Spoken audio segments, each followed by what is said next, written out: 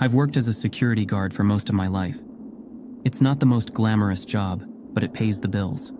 Gas stations, convenience stores, small shops, places where you're mostly just sitting around, keeping an eye on things. But when I saw the ad for a night shift at the local mall, I thought I'd finally stumbled on something better. The pay was good, better than anything I'd seen in years.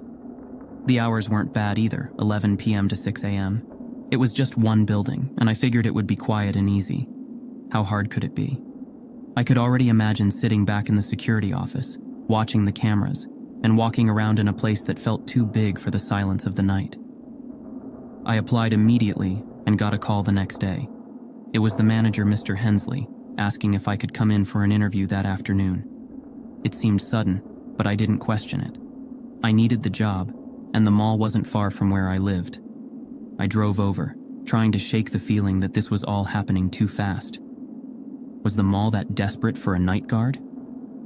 The interview was quick, almost rushed. Hensley asked about my experience, but it didn't feel like he was paying attention. He ran through the basics, check the cameras every 15 to 30 minutes, do hourly patrols. Nothing out of the ordinary. By the end of it, he looked at me and asked, "Can you start tonight?" That surprised me.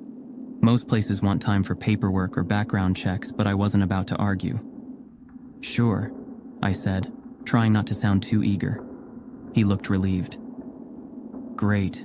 We're understaffed," he admitted, rubbing his temples like the day had been too long. "Last few guards didn't last. I hope you'll be different." His words gave me pause. What did he mean by that?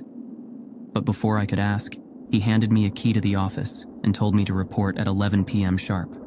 The quicker I started, the quicker I'd get paid, I told myself.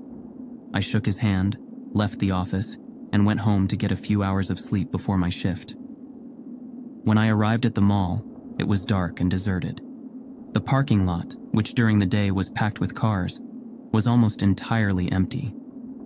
A few scattered vehicles sat under the dim glow of the parking lights, but the space felt too big, too quiet. It made the building look like a sleeping giant, and for a second, I considered turning around and going home. Something felt wrong. I brushed it off as first-day nerves and walked up to the employee entrance. Mr. Hensley met me at the door. He didn't say much, just led me through the winding corridors to the security office, explaining the basic protocols again as we walked. The office itself was small, a cramped room at the back of the mall filled with screens displaying grainy